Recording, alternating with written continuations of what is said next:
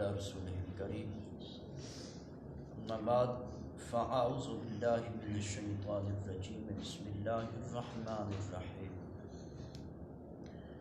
سامعین، گزشتہ روز آقا کا یہ فرمان بیان کیا گیا جس کے اندر حضور رحمت دو عالم علیہ السلام نے ارشاد فرمایا کہ مجھے تمہاری غربت کا اتنا ڈر نہیں جتنا ڈر مجھے اس چیز سے ہے کہ تمہارے لیے دنیا فراخ کی جائے اور پھر تم دنیا کے ہی ہو کر رہ جاؤ۔ تو حضرت سیدنا ابو سعید خدری رضی اللہ تعالیٰ عنہ فرماتے ہیں،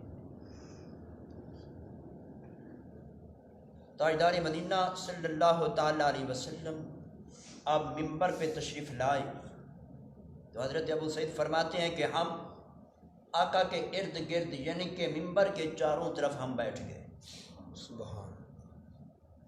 تو حضور رحمت دو عالم علیہ السلام نے ارشاد فرمایا کہ میں اپنے بعد تمہارے متعلق جس چیز سے ڈرتا ہوں وہ جانتے ہو کہ کیا چیز ہے؟ تو صحابہ کرام نے عرض کیا کہ یا رسول اللہ، اللہ اور اللہ کا رسول ہی بہتر جانتے ہیں۔ سبحان اللہ۔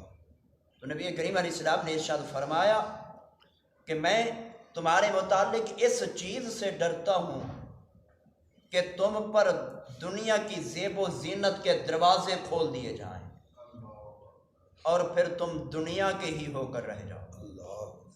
تو آج دیکھ لو کہ وہی دورہ ہے کہ دنیا کی زیب و زینت کے دروازے ہمارے لیے کھلے ہیں، ہم دنیا کی زیب و زینت کے اندر تو مست ہیں لیکن ہمیں آخرت یاد نہیں۔ آج دیکھ لو کہ یہ دنیا کی زیب و زینت ہی ہے کہ ہم مکان اتنا پختے بنا رہے ہیں کہ 100 سال کی گارنٹی انجینئر دے رہے ہیں کہ 100 سال اس کے اندر کسی قسم کی کوئی خرابی نہیں آئے گی، اور پھر ہم اس کے اندر کوئی ٹائل لگا رہا ہے، کوئی پتھر لگا رہا ہے، پتہ نہیں کیا کچھ کیا جا رہا ہے۔ 2 4 لاکھ روپے ایک کچن کے اوپر لگا دیتی ہیں، 2 3 لاکھ روپے ہم ایک فرش کے اوپر لگا دیتی ہیں۔ یہ زیب و زینت ہی ہے کہ میرے رشتہ دار آئیں گے تو دیکھیں گے کہ ان کی عقل حیران رہ جائے گی، لیکن کبھی ہم نے یہ نہیں سوچا کہ ہم نے ان مکانات کو چھوڑنا ہے، قبر کے اندر جانا ہے، قبر کی تیاری بھی کر لیں کہ جو چیز ہمارے لیے قبر کے اندر کام آئے۔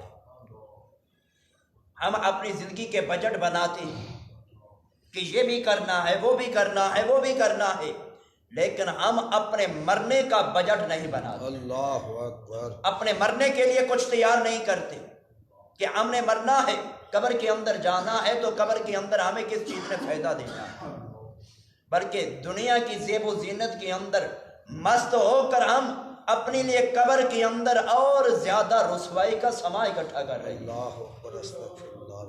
تو ایک اور حدیث کے اندر حضرت سیدنا ابو سعید خدری رضی اللہ تعالیٰ عنہ فرماتے ہیں کہ تاجدار مدینہ صلی اللہ تعالیٰ علیہ وسلم نے ارشاد فرمایا کہ بے شک یہ دنیا میٹھی اور سرسبز ہے۔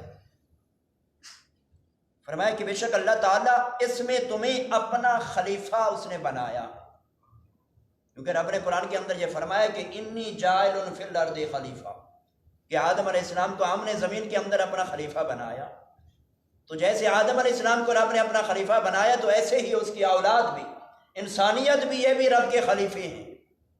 تو حضور نبی کریم علیہ السلام نے ارشاد فرمایا کہ وہ دیکھے کہ تم میں سے کون ہے کہ اس دنیا کی زندگی کے اندر نیک عمل کرتا ہے۔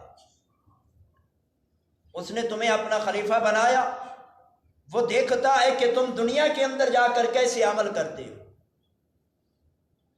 تو آگے حضور رحمت دو عالم علیہ السلام نے ارشاد فرمایا بس تم دنیا سے ڈرو، اور پھر ارشاد فرمایا کہ عورتوں کے معاملات سے ڈرو۔ اس کے اندر بہت ساری چیزیں آ جاتی ہیں۔ یا آقا علیہ السلام نے یہ ارشاد فرمایا کہ دور جاہلیت کے اندر جب نبی کریم علیہ السلام نے اعلان نبوت فرمایا تو اس وقت لوگ تازہ پیدا ہونے والی بچی کو یا زندہ دفن کر دیتے تھے یا وہیں اس کو قتل کر دیتے تھے۔ اللہ اکبر۔ وہ اپنے لیے اس چیز کو شرمندگی سمجھتے تھے کہ میرے گھر کے اندر بیٹی پیدا ہو گئی ہے۔ یا آقا علیہ الصلوۃ والسلام نے اس لیے عورتوں سے پرہیز کرنے کا حکم فرمایا کہ اس وقت آج بھی وہی حال ہے کہ زنا بہت عام تھا، تو حضور رحمت دو عالم علیہ الصلوۃ والسلام نے جس چیز سے انسان کا زیادہ نقصان ہونا تھا تو آقا علیہ الصلوۃ والسلام نے اس سے انسان کو خبردار کیا کہ عورت کے معاملات کے اندر انسان کا بہت بڑا نقصان ہوتا ہے۔ تو آج دیکھ لو کہ ایک طرف ہم بچی کے لیے بڑا پیسہ خرچ کرتے ہیں، اس کو تعلیم دلاتے ہیں، اعلیٰ قسم کی ڈگریاں دلاتے ہیں، اور پھر جب اس کی شادی کا وقت آتا ہے جائز ناجائز چیز ہم اس کے جہیز کے اندر دیتے ہیں، لیکن جب جائیداد تقسیم کرنے کا وقت آتا ہے تو اس وقت ہم بیٹی کو اپنی جائیداد سے محروم کر دیتے ہیں۔ یعنی کہ پہلے بھی ہم نے گناہ اپنے سر اٹھایا، جائز ناجائز چیز اس کے جہیز کے اندر دے دی، اور پھر جب جائز کرنے کا وقت آیا، جائیداد دینے کا ٹائم آیا، تو اس وقت پھر ہم نے بچی کا حق مار کر بیٹے کو دے دیا۔ یعنی کہ ایک ہی چیز کے اندر ہم نے 2 مرتبہ غلطیاں کر ڈالی۔ اور پھر دوسرا دیکھو کہ ہم اپنی بیٹی کے ناز نخرے بڑے اٹھاتے ہیں، لیکن شرعی احکام ہم اپنی بچی کو نہیں سکھاتے، یہ تعلیم نہیں دیتے کہ بیٹا تم نے اس گھر سے رخصت ہونا ہے، اگلے گھر کے اندر جانا ہے، وہاں تم نے کیسے اپنی زندگی کو گزارنا ہے۔ لیکن جاتے ہوئے ہم کیا تعلیم دیتی ہیں بیٹی کو کہ بیٹا جاتے ہوئے اپنے میاں کو اپنے ہاتھ کے اندر کرنا ہے، اپنی ساس کو دبا کر رکھنا ہے، اپنے سسر کو جلدی سے جواب دینا ہے۔ یعنی کہ ہم شروع سے ہی ایسی تعلیم دیتے ہیں بیٹی کو کہ جو جاتے ہی اگلے گھر کے اندر بدتمیزی شروع کر دیتی۔ اللہ اکبر۔ استغفر۔ لیکن پھر ہوتا کیا ہے، یہ ہمارے آنکھوں کے سامنے ہے کہ جو ایسی تعلیم اپنی بیٹی کو دے کر اگلے گھر رخصت کرتے ہیں، لاکھوں روپے لگاتے ہیں، لیکن وقت تھوڑا ہی گزرتا ہے، یا اختلافات بڑھ جاتے ہیں یا معاملات طلاق تک پہنچ جاتے ہیں۔ تو یہ وجہ یہی ہے کہ ہم اپنی اولاد کی بنیادی تربیت ہی نہیں کرتے۔ اور ادھر بیٹے کو دیکھو کہ بیٹے کی ایسی ہم تربیت کرتے ہیں کہ جہاں ہمارا ارادہ ہوتا ہے بچے کی شادی کرنے کا، بیٹا کہتا ہے میں تو انکار کرتا ہوں، میں تو یہاں شادی نہیں کروں گا۔ اگر کہیں بچہ راضی ہوتا ہے تو آگے سے اس کی ڈیمانڈ کیا ہوتی ہے کہ مجھے میرے سسرال والے فلاں چیز بھی جہیز کے اندر دیں گے تو میں پھر شادی کروں گا۔ تو یہ وجہ کیا ہے؟